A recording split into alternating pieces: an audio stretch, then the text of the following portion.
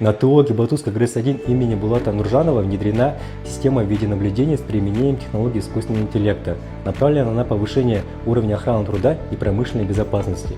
А внедрение данной системы стало важным этапом цифровизации производственной безопасности предприятия. Главная цель проекта – это не просто фиксация нарушения, а их своевременное предупреждение и минимизация потенциальных рисков. Система в круглосуточном режиме автоматически анализирует видеопотоки и выявляет нарушения требований охраны труда, промышленной безопасности и другие потенциально опасные ситуации, требующие оперативного реагирования. При выявлении нарушения система мгновенно фиксирует события и направляет уведомления ответственным лицам.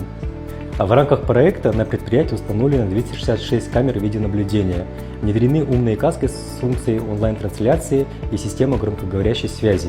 А все события в режиме реального времени поступают в единый центр мониторинга, работающий круглосуточно. Это значительно сокращает время реагирования, повышает уровень производственной дисциплины и эффективность контроля за соблюдением требований безопасности. Таким образом, внедрение системы видеонаблюдение позволяет создать более безопасную производственную среду, минимизировать вероятность несчастных случаев и повысить уровень безопасности на предприятиях.